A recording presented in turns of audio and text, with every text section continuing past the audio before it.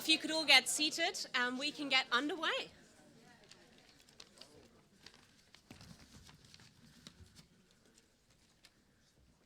A very warm welcome to OER 18.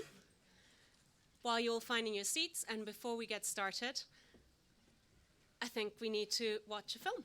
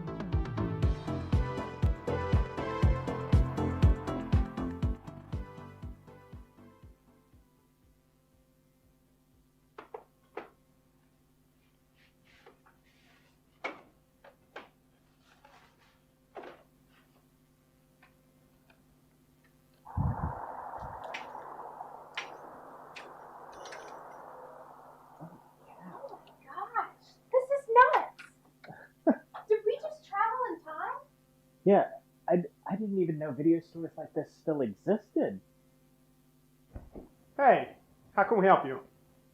Oh, hey, my name's Tim, and this is Lauren. We were driving by and happened to see your sign. We work for a company called Reclaim Hosting, and we happened to notice a weird coincidence with the names. Yeah, is this a VHS store? Like from the 80s? Yes. Well, of course we are. But we're not just any VHS rental store. We're a leader in the industry. We deal VHS, Betamax, Laserdisc. In fact, next week we have the Atari 5200 video game console coming in, which is going to be a huge splash. Yeah, and Meredith works with me here, helping keeping Reclaim Video organized and pristine.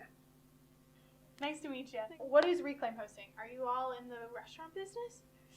Well, it's not hosting in that sense. We actually provide website space on the internet for faculty and students for their schools. That sounds interesting, but what format are we talking about? I'm leaning towards Betamax, but we haven't doubled down yet. It's not a format, so to speak. It's the web.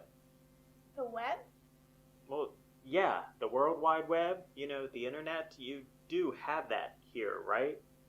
I'm not sure I follow. Hey, do you have a copy of our slide deck? Maybe we can show them rather than just talking about it. That's a good idea. Slide deck? I have just the thing for you.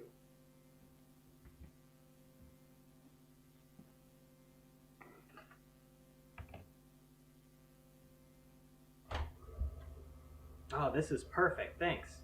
So, Domain of One's Own is built on a software called cPanel that runs on a server that we provide to schools. Within the cPanel software, students can install applications, kind of like getting to choose what game you want to play on Atari. There's WordPress, Drupal, Omeka, and people can even build websites from scratch with a coding language called HTML. Each site and application has its own URL on the internet, like reclaimvideo.com, and people can type that into their computer's browser and view what the person has built. Wait, what? You can put Reclaim Video's information on this directory you're talking about so that anyone can find it? So if I understand this, Reclaim Video can have their own site on this world website? Yes! Exactly. Let us show you what we mean.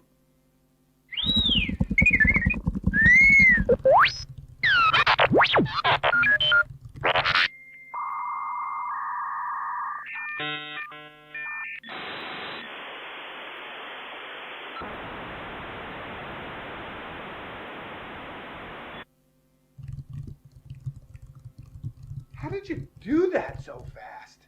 That's incredible. Well, it's easy. That's the power of having your own digital identity. That's Domain of One's Own.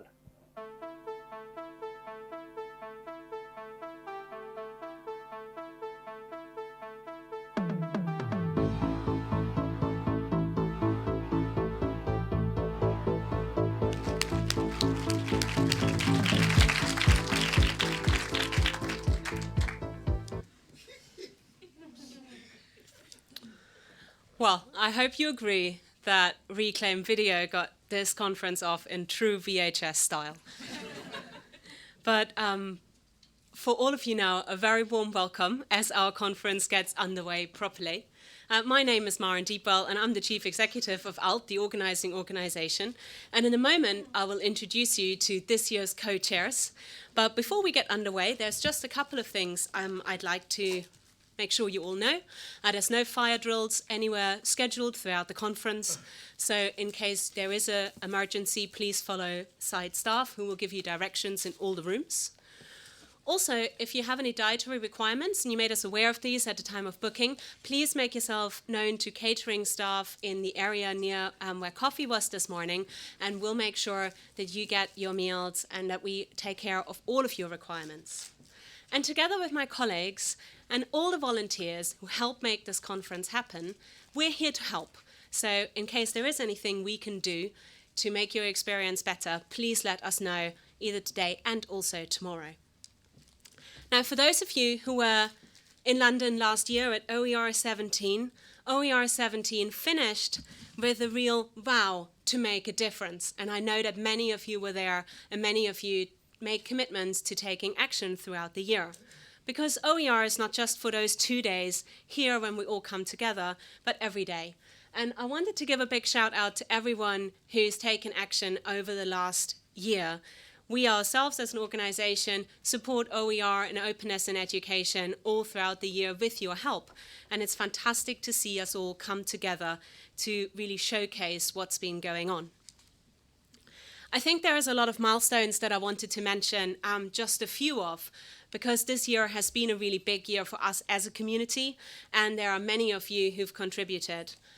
For example, one of our commitments is to really influence policymakers, and we published a guide to OER and a call to action for policymakers just at the end of last year, which has since been, I think, widely disseminated.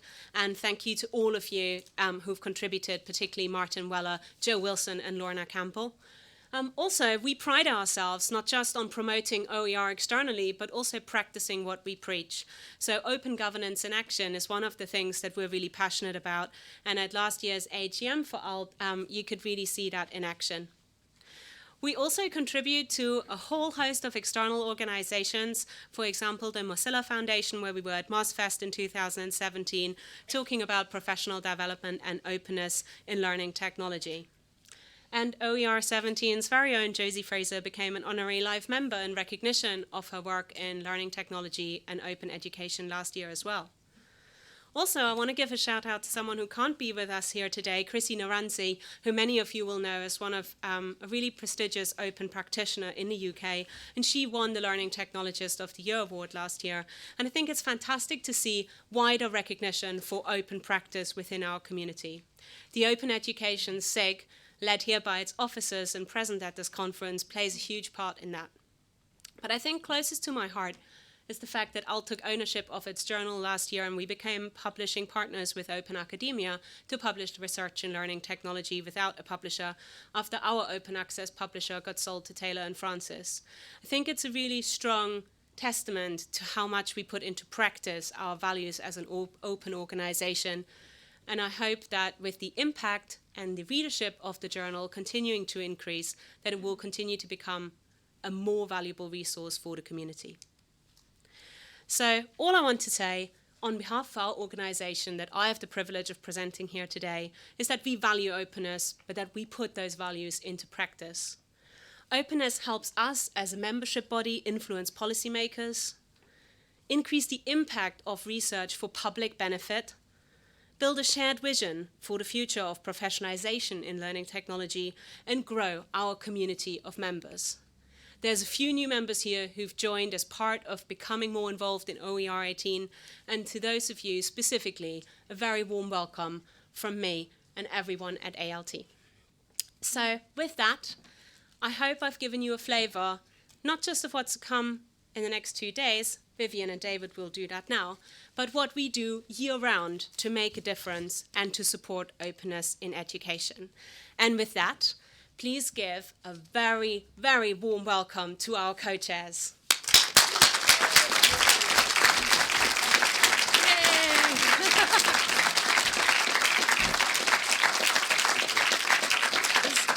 As Maren said, a huge warm welcome to all of you. This is such an emotional moment, really, to sort of reap the rewards of a whole year's worth of planning, working with these awesome people to bring this conference to Bristol. We are so chuffed that we managed to get the Watershed venue, which I think has started our conference off already on such a high note. How can we live up to that? So warm welcome to people that have come from all over the world and students and people that are here for the first time. So over to my esteemed co-chair.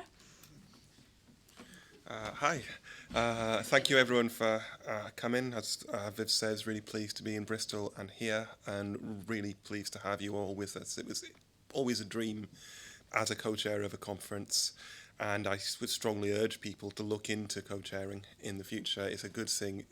It's always a dream to bring all your favourite people to one of your favourite places and talk about all your favourite things. So as the sole customer of this conference, I'm very, very happy with the way things have turned out so far.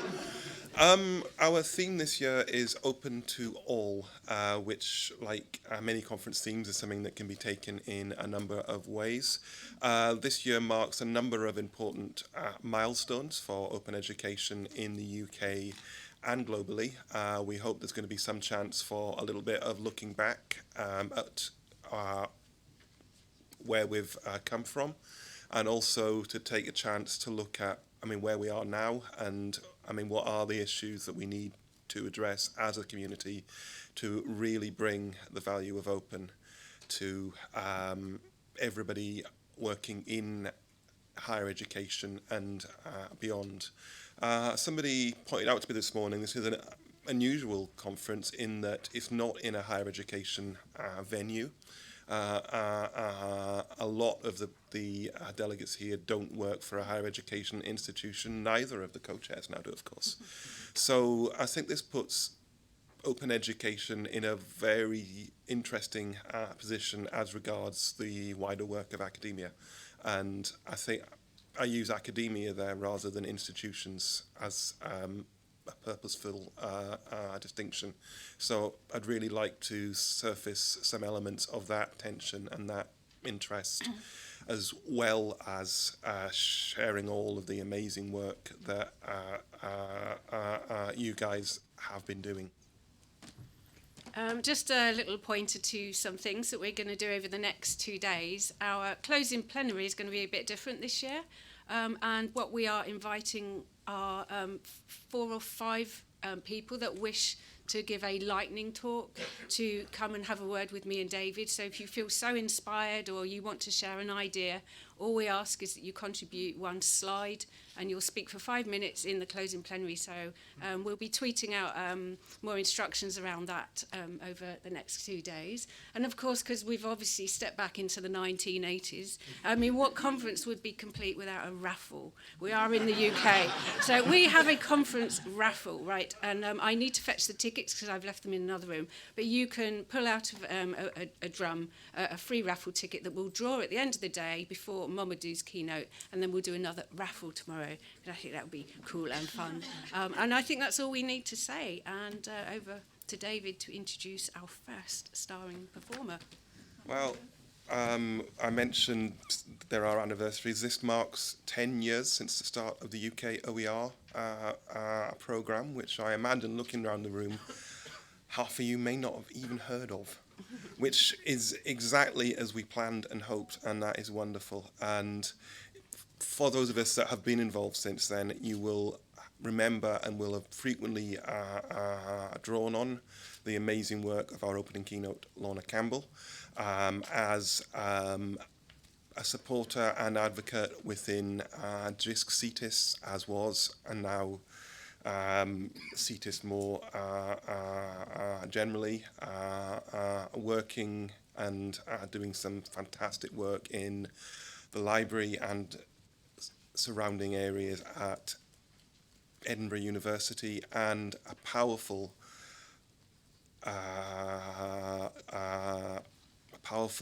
global voice of advocacy for open practice in its widest and fullest sense. This, incredibly, is Lorna's first ever conference keynote, I believe. I cannot understand how this omission has been allowed to stand for so long. I feel it is not only right and proper, it is long overdue that we rectify this, and we take a few minutes now to listen to our first keynote, Lorna Campbell. Thank you very much.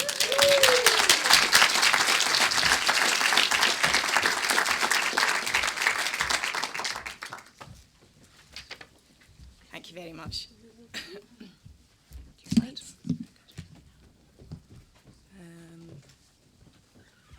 Slides?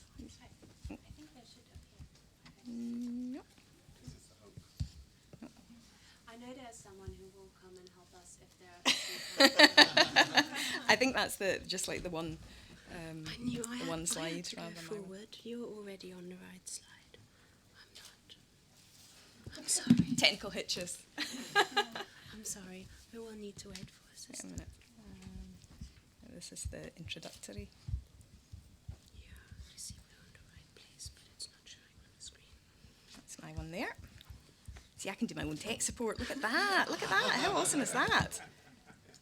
Ta-da! I have to say, I'm slightly peeved that I didn't get the message about the 80s vibe. See, I've gone for 70s vintage today. If I'd known it was going to be 80s, I'd have done the big hair, I'd have done the shoulder pads, I'd have done the works, but never mind. We're here now anyway. So, being invited to Keynote is always a privilege. And I'm particularly honoured to be invited here to present the opening keynote at this year's OER 18 conference here in Bristol. Not least because I'm following in the footsteps of three inspirational women who presented last year's keynotes, Diana Archie, Maha Bailey, and Lucy Compton-Reid. But also because it's a real privilege to be here talking, and more importantly, listening to you. And that includes the people who are joining us remotely. It's no exaggeration to say that it's the people at this conference, people like you, who have shaped my thinking on OER and my career as an open education practitioner more than any other. You see, OER is my conference. I've attended every single one since the conference launched at the University of Cambridge in 2010. And in 2016, I had the huge pleasure of chairing the OER 16 Open Culture Conference at the University of Edinburgh with my inspiring colleague, Melissa Highton. Over the years, I've seen this conference grow in scale and scope. I've seen themes and trends around open education change and evolve. And I've watched with real pleasure as the conference has become more diverse, inclusive, and international. The OER conference really is increasingly open for all. One of the things I've always loved about open education, and indeed about learning technology more generally, is that we've all arrived here by very different, often circuitous, and sometimes quite surprising routes. We all came from somewhere else, and we all bring something different to the domain of open education in terms of experience, practice, and perspective. So since the conference is just kicking off, what I'd like to do is take a moment so we can get to know a little bit about each other. So what I'd like you to do is turn round and speak to either the person beside you or behind you, preferably somebody you don't know, and tell them what you originally studied or what your previous role was.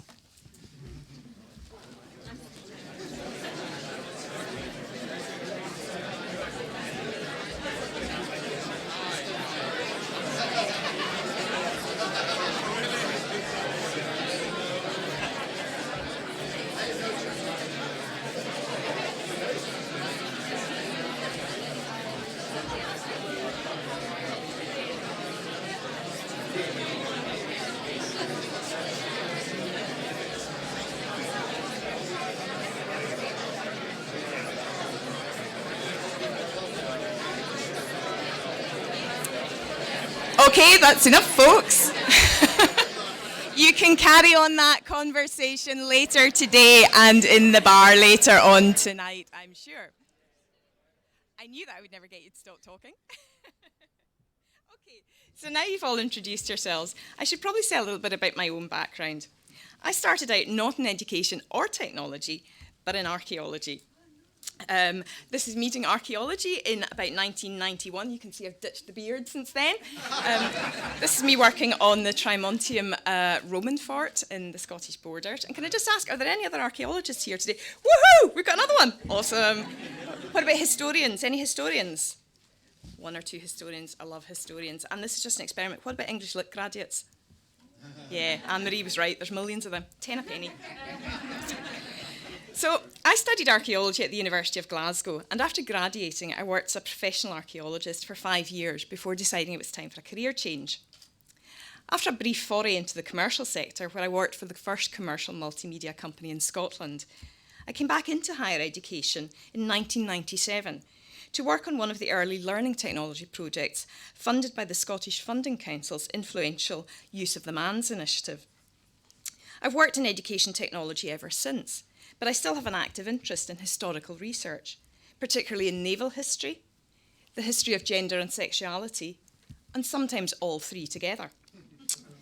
So in keeping with my historical interests, I want to look back and re-examine how the OER conference has explored and renegotiated what OER means, and how the changing themes and fluctuating interpretations of OER have influenced and reflected my own development and perspective as an open education practitioner over the last decade. And by meaning, I'm not talking about defining the specific attributes and semantics of what does or does not constitute an open educational resource. I'm talking about critically reflecting on what openness means in relation to education at different points in time and from different perspectives. Because as Dr. Catherine Cronin has reminded us, in her thought-provoking 2017 paper, Open Education, Open Questions, openness is a constantly negotiated space. Open education looks very different to each and every one of us, and our perspective will depend entirely on where we are standing and the privilege of our vantage point. And of course, it's inevitable that our perspective will change as our roles and careers change and develop over time. I'm sure this is something you're all familiar with, and I am certainly no exception to that rule. In my current role, I have the privilege to work with an incredible team of people at the OER service at the University of Edinburgh, an institution with a strong commitment to openness and a vision for OER. This commitment is squarely aligned with the university's mission to provide the highest quality learning and teaching environment for the greater well-being of our students, and to make a significant, sustainable and socially responsible contribution to Scotland, the UK and the world, promoting health, economic and cultural well-being. And later in this talk, I'll be highlighting some of the ways that the university encourages learners to engage with and co-create open education through a wide range of initiatives, including internships, playful learning activities, Wikipedia in the classroom assignments, and outreach and engagement courses. But first, I'd like to turn the clock back to 2010, when the conference was first launched, UK higher education was just starting to explore OER, and I was approaching open education from a rather different perspective. In 2010, the JISC Higher Education Academy pilot programme, which was a precursor to the UK OER programme, was just concluding, and the first OER keynotes were presented by my former University of Strathclyde colleague Alison Littlejohn and JISC's Executive Secretary Malcolm Reid. The themes of the conference were open educational content, OER design, and open education communities. And it's notable that the focus of the first two strands was very much on technology approaches to OER, specifically how different tools, technologies, platforms, standards, and folksonomies, remember that, they're almost very 80s, could be harnessed to manage, discover, and retrieve open educational resources and interoperable capital L, capital D learning designs. The third strand, Open Education Communities, explored the huge opportunities that new Web 2.0 social networking offered, asking if we could carry informal social networking practices into professional communities. Interestingly, this strand also asked how we could balance the conflicting demands of quality and inclusivity. Personally, I don't think there is a conflict here, quite the opposite, in fact. And what the role of learners is in these communities, a theme that is very much in keeping with this year's conference. At this time, I worked for the JISC Innovation Support Centre, CETIS, the Centre for Education Technology, Interoperability and Standards, where I led the team that provided strategic and technical support for the UK OER programme. And it's great to see several of my old CETUS colleagues in the audience today, particularly Phil Barker, who was instrumental for developing the technical strategy for this programme. Our focus then was on how we could harness lightweight web technologies and new Web 2 platforms to create a sustainable OER infrastructure without relying too heavily on monolithic systems and formal education technology standards mandated by previous JISC programmes. The technology strategy we proposed for the UK OER programme was something of a departure for JISC. And although it was more successful in some areas than in others, these approaches have been broadly vindicated. One of the cornerstones of this strategy was that projects could share their resources on any platform they chose, as long as they were shared under open licence, and they were also made available through the JORM National Repository. And it's interesting to note that there are still many UK OER resources scattered across the web on platforms such as Flickr, SlideShare, YouTube, and OER Commons. Alas, the same cannot be said for the National Repository, which was shut down by JISC several years ago. The lightweight tagging system for resource description is also now commonplace, and it's still possible to find resources on the web using the UK OER hashtag. And for a number of years after the programme ended, there was still an active community using this tag to share resources and practice, and indeed it's still active on Twitter today. We've perhaps been less successful in creating tools and technologies for aggregating resources. The Solvenauts OER search engine developed by Pat Lockley of Peagogy, and he said that if I said win Peagogy, I might get a free penguin, so there you go. This is one of the admirable exceptions, and Creative Commons are also doing great work in developing their search facility to search across the commons. However, I think we've got some way to go before seamless discovery of OER becomes simple and ubiquitous. However, we've also seen our understanding of OER expand to include applications, tools, technologies, and indeed the web itself. A resource exemplified by initiatives such as Reclaim Hosting, the lesser-known sister company of Reclaim Video, which provides educators and learners with a simple way to control and own their own web domains. In the very first OER conference keynote, Malcolm Reid highlighted one of the aims of the UK OER programme as being to build sustainable practice. And it's one of my frustrations that because the end of the programme coincided roughly with the JISC transition, there has never been an evaluation of the long-term impacts of the programme on this sector. So I'd like to undertake my own quick and dirty impact analysis now. And can I ask you to raise your hand if you have ever in any way, shape or form had anything to do with a UK OER programme? See, it's great to see that there are lots of people who aren't, because that means new people are joining us, but I think that looks a lot like sustainable practice as well. Fast forward to 2012, the OER conference was again hosted in Cambridge, though it had been to Manchester in the interim. And the theme was openly collaborating to enhance education. And while technology was still there in the mix, the focus was starting to shift to open academic practice and institutional and government policies. I vividly remember sitting in the audience with my colleague Jo Wilson, then head of new ventures at the Scottish Qualification Authority, and Jo's here today.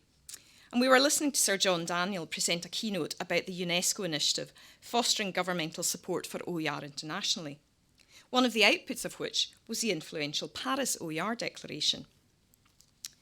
In a rather roundabout way, that keynote and subsequent declaration inspired us to launch Open Scotland, a voluntary cross-sector initiative that aims to raise awareness of open education and sharing of open education resources, and explore the potential of open policy and practice to benefit all sectors of Scottish education.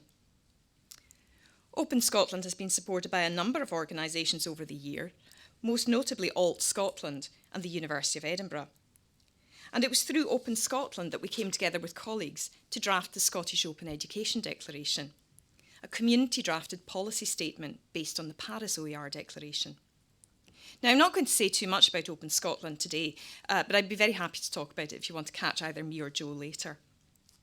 However, it was through this initiative that I started to reframe my perspective on OER and open education in terms of personal ethics and the wider policy landscape. 2012 was also the year that the UK OER programme came to an end, and the education technology sector in the UK was facing an unprecedented and prolonged period of change and restructuring. Many people predicted the demise of the OER conference at the time, particularly when open education discourse was increasingly becoming dominated by commercial MOOC providers. Remember that one, Alan? And for a time it appeared that open educational resources would actually fade into obscurity altogether. This shift in discourse from OER to MOOCs was so marked that I remember Amber Thomas, previously of JISC and now of the University of Warwick, remarking in 2013 that it was as if MOOCs had stolen OER's girlfriend. For what it's worth, I still think the relationship between MOOCs and OER is deeply problematic. While instigating swinging cuts to faculty, teaching support and pensions across the sector, higher education has invested astonishing sums of money in the development of MOOCs. Yet the vast majority of the resources produced remained locked up in proprietary platforms. I think that's a bit of a problem, and I really think we should do something about that. However, far from being swept aside by the avalanche, remember that one? Predicted the doom of us all? The OER conference continued to thrive and to push the boundaries of open education to incorporate open pedagogy, policy, research and practice. And when ALT stepped in to support the event in 2015, its future was assured. And I want to pause here for a minute and just acknowledge the importance of the role that ALT has played in supporting the OER conferences and the open education community in the UK more widely, as I believe it's largely through their support and their vision that the conference has grown to become the diverse and inclusive international event it is today. The conference has continued to explore and reassess the domain of open education and what OER means in the context of the ever-changing educational landscape. Indeed, at OER 14, co-chairs Simon Thompson and Megan Quentin-Baxter suggested that the conference had moved beyond resources and asked delegates to suggest alternatives for what the R in OER might stand for. Suggestions included open education reimagined, openness education reflection, open educative relationships, and perhaps preempting the theme of OER 17, the politics of open education rebellion and revolution. While it is crucial that we continue to critically negotiate and reassess openness and OER, it's also important that we don't lose sight of some of the fundamentals of open education. And I would argue strongly that one of these fundamentals is that publicly funded educational resources should be freely and openly available to the public. And if you take away one message from this talk, that would be it. As open education discourse has shifted to focus on open policy and practice, one might be forgiven for thinking that OER, open educational resources, are done and dusted. But that's very far from the case. We have a long way to go before we can claim that our publicly funded educational resources are freely and openly available to all. And while I welcome the expanding focus of open education discourse, it does sometimes frustrate me that open education practice and open pedagogy are sometimes held up in opposition to OER, while in truth they are all part of the wider open education landscape. It's true that resources alone cannot transform education. Only practice can do that. Only we can do that. But that doesn't mean there is no role for OER. And it doesn't mean that we can sidestep our responsibilities to ensure that our educational resources are freely and openly available under open licence.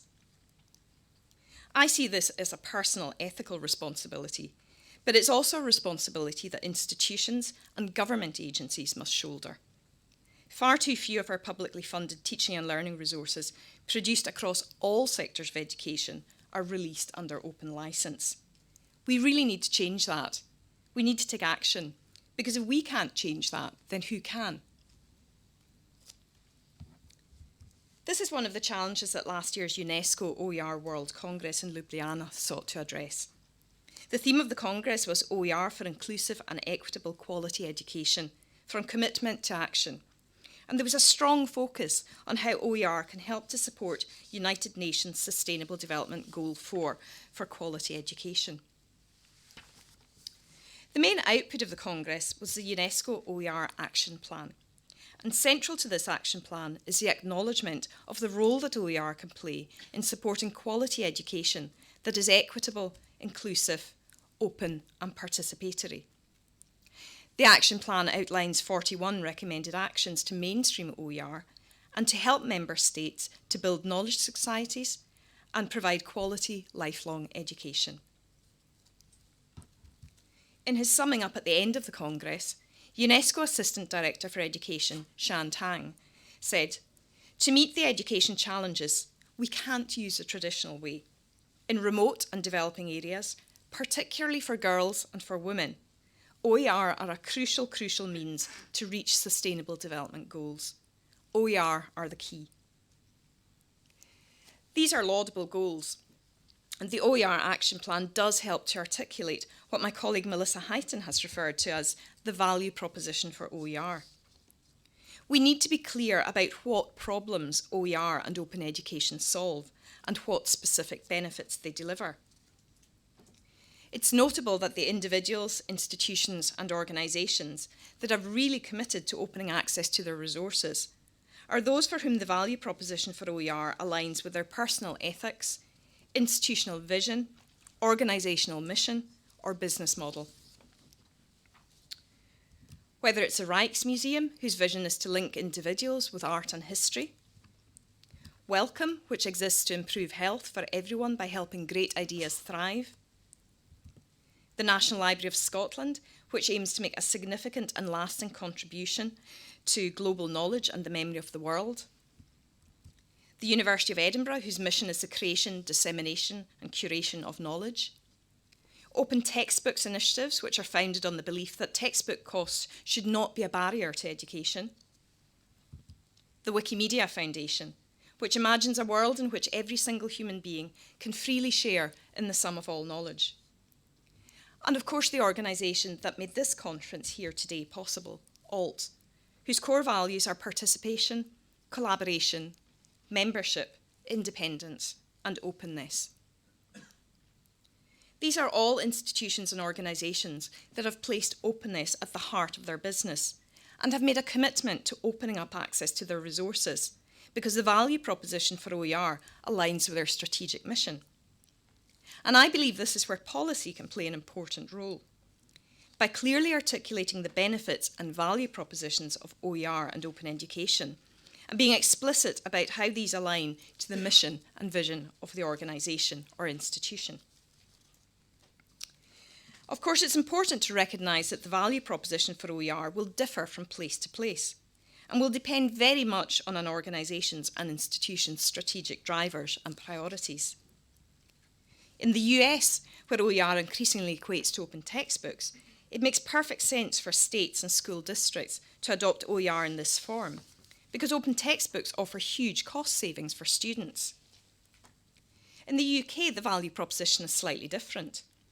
For example, OER aligns with the University of Edinburgh's strategic mission, not only because it has the potential to offer cost benefits by ensuring we continue to have longevity of access to the resources we invest in, but also because it's an effective way to contribute to the university's civic mission, to make a significant, sustainable and socially responsible contribution to Scotland, the UK and the world. And I want to come back and say a little bit more about this in a minute. The important thing to remember here is that no one size fits all. There will always be multiple drivers and priorities for investing in OER, and there will always be a wide range of perspectives.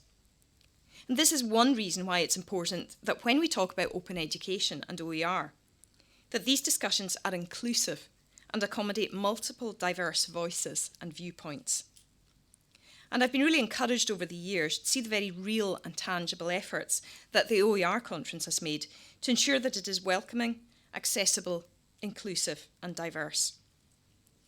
From its initial UK focus, the OER conference has become increasingly international and has gone to significant lengths to ensure that it really is open and accessible to as diverse a community as possible. ALT is to be applauded for its commitment to providing a wide range of channels and opportunities to enable colleagues to participate in the conference virtually and remotely. and the event has not shied away from asking difficult questions about who is included and who is excluded from open spaces and conceptualisations of openness.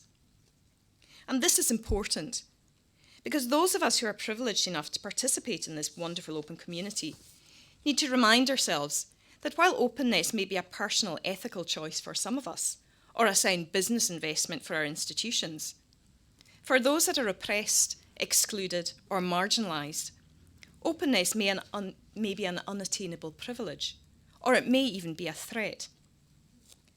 And this is a point that Chris Berg stressed in their keynote at the Creative Commons Summit in Toronto at the weekend. We have to prioritise voices from marginalised communities. We have to pay attention to and address how open systems can replicate inequalities.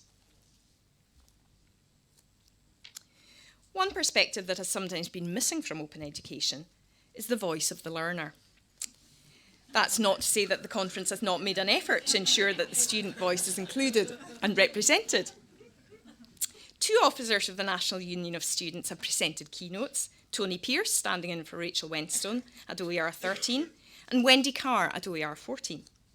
And I'm particularly encouraged to see that this year's conference is squarely addressing learner inclusion by focusing on how open education and open practice can support learners, foster learner diversity and inclusion, and help students develop important digital literacy skills.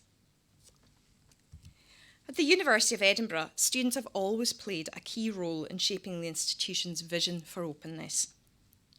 Together with senior colleagues in information services, it was the Edinburgh University Student Association, USA, that provided the initial impetus for the development of an OER policy at the university. And in 2014, USA's Vice President for Education, Dash Sakar, attended the conference in Cardiff along with colleagues Melissa Highton and Stuart Nicholl to talk about this student-led OER policy. Right from its inception, Edinburgh's vision of openness encourages both staff and students to engage with the use and creation of OER and open knowledge to enhance the quality of the student experience, while at the same time making a significant contribution to the cultural and digital commons.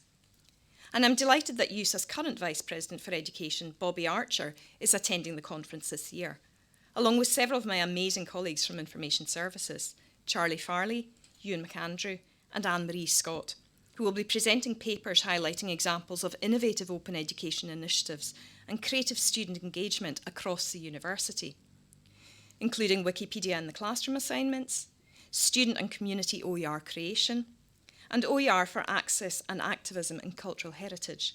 So please do go along and check out their talks. That's my little plug for my colleagues.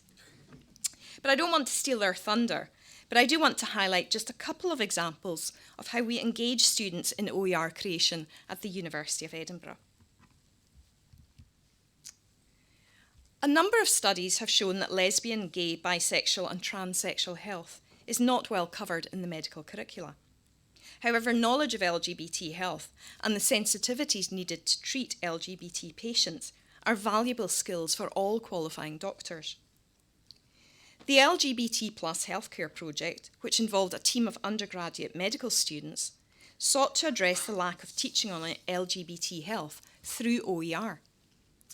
The project remixed and repurposed resources originally created by Case Western Reserve University School of Medicine in Ohio, and then contributed these back to the Commons as OER. In order to contextualise these resources, new open resources in the form of digital stories were recorded from patient interviews, and these were also released under open licence. These resources were then repurposed by open content curation student interns to create open education resources suitable for secondary school children of all ages. And all resources are available through multiple channels, including the university's OER service and the TES portal. Like many universities, the University of Edinburgh has made a considerable investment in MOOCs over the last 5 years. So it's important that we ensure we get a positive return on investment on the high quality resources created for these courses. This is a non-trivial issue, as few MOOC providers make it easy to access course materials off their platforms, regardless of whether or not they are open licensed. And some are increasingly time limiting access to their course materials. The Open Media Bank initiative at the university has surfaced over 500 high-quality media items originally created for University of Edinburgh MOOCs. And our Open Media intern has made these available under open licence on Media Hopper Create, the university's media asset management platform, where it can be accessed and downloaded by all. And I should add that this platform is named after Grace Hopper. We try to name as many of our systems after women as possible. In addition to these original media items, short reusable media snippets have also been released for use in creative projects, and several have also been uploaded to Wikimedia Commons. These snippets have already been used by students as part of DIY film school workshops and OER game jams as part of the university's Festival of Creative Learning. And if you want to know more about the wide range of creative and playful initiatives supported by the OER service, then talk to my colleague Charlie. This isn't Charlie here. Charlie is sitting up there. Do you want to give us a wave, Charlie? And Charlie, I think, is speaking right in the session right after this one. Our students also have an opportunity to contribute to the world's biggest open educational resource, Wikipedia, through a range of initiatives and projects supported by our Wikimedian in residence, Ewan McAndrew. These include Wikipedia in the classroom assignments and editathons, many of which are designed to improve equality and diversity and enhance the representation of marginalised groups on Wikipedia.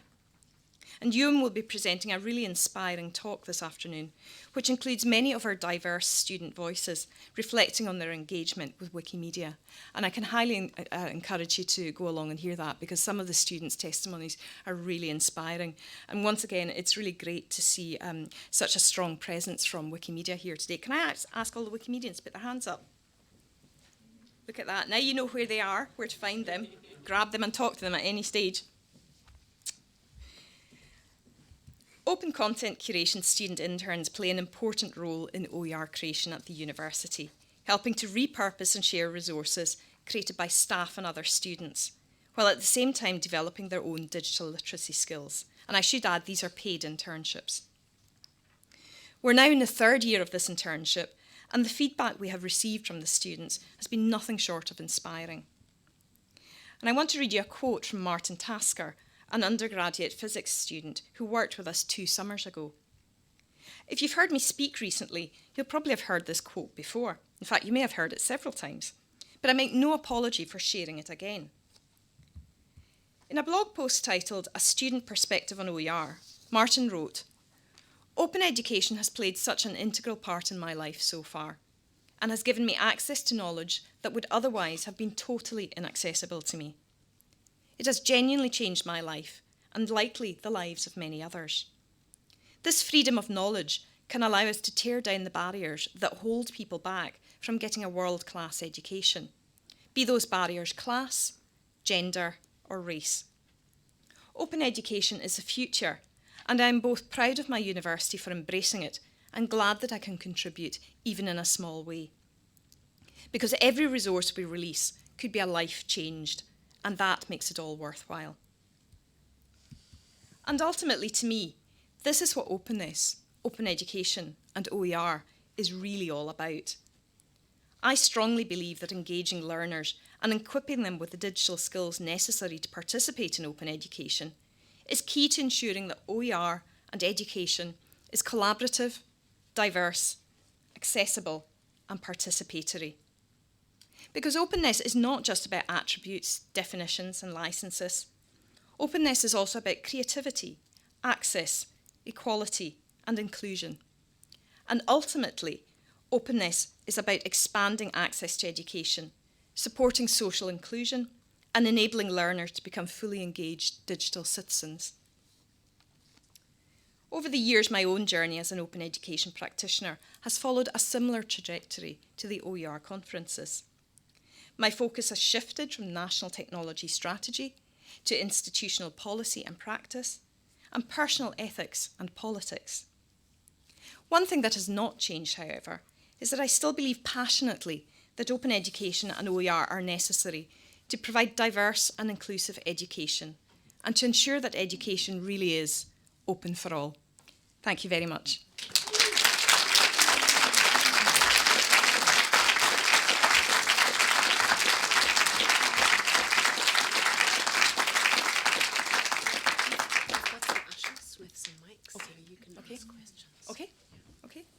ask questions now.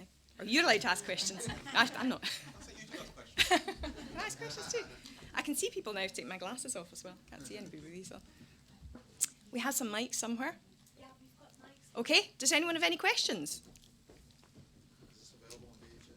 Available on VHS. I can make it available on VHS. I can certainly do that. Possibly even Betamax. People are still waking up. Sheila, go for it. Thanks, Lorna. I'm Sheila McNeil, Chair of Vault. Great presentation, Lorna. Thank you for taking us through 10 years of the conference and OER, and really interesting to get your perspective on things.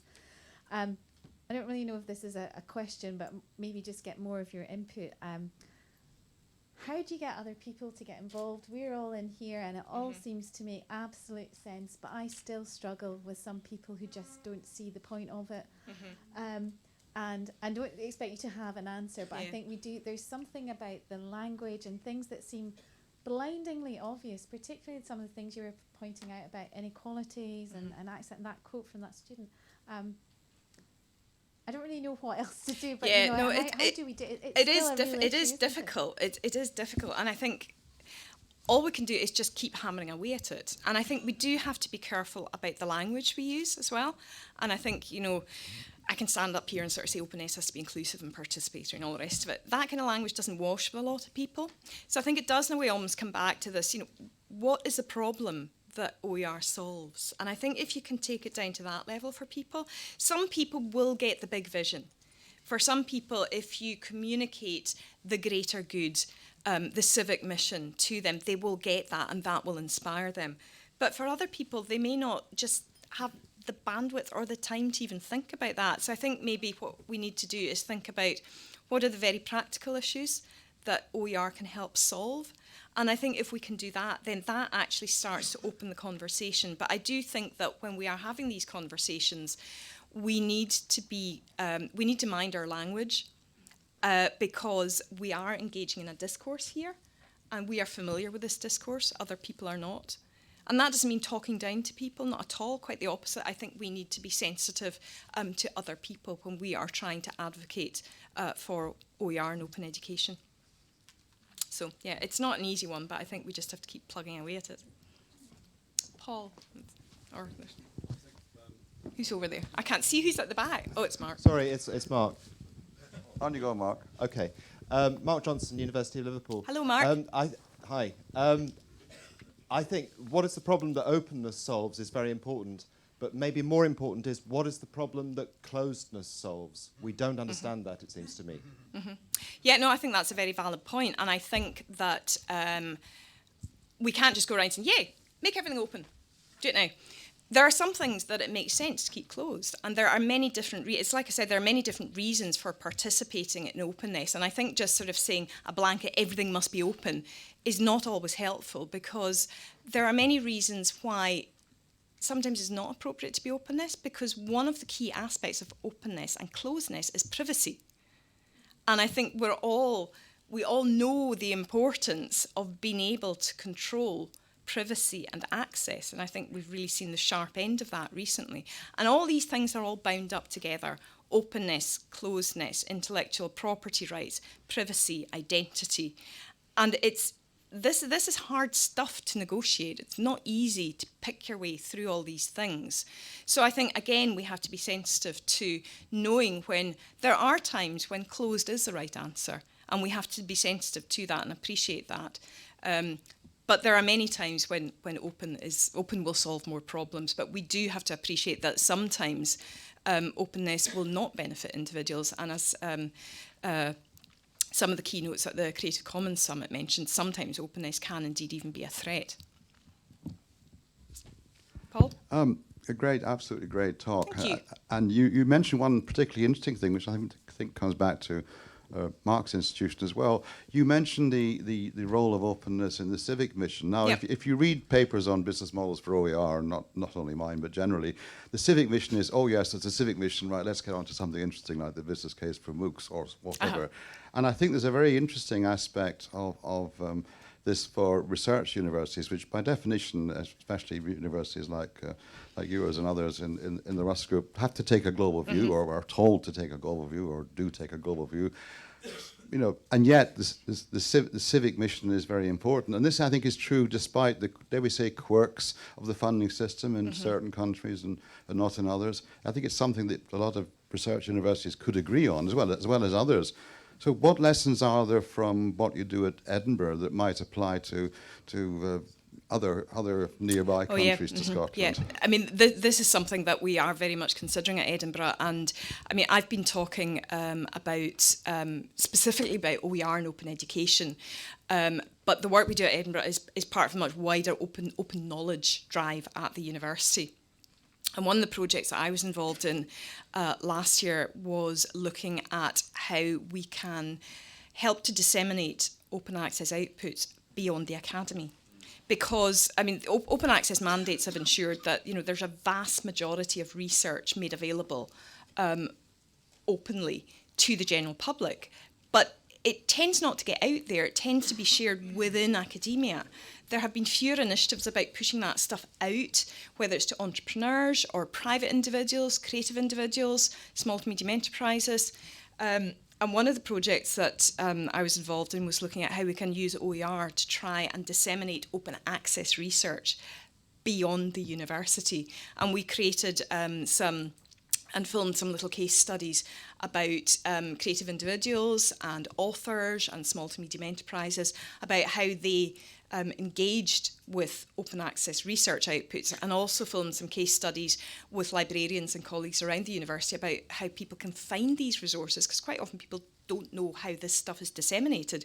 We've done a great job of connecting up all our open access repositories, but nobody outside academia knows they're there. And I think we can actually harness open education to disseminate open research out with academia. So that's certainly something I would recommend. And again, I can pass on links to that project if people are interested. So. Are we done now? Already? Oh, that was fun. I was just getting into my stride there. Do I have to stop now?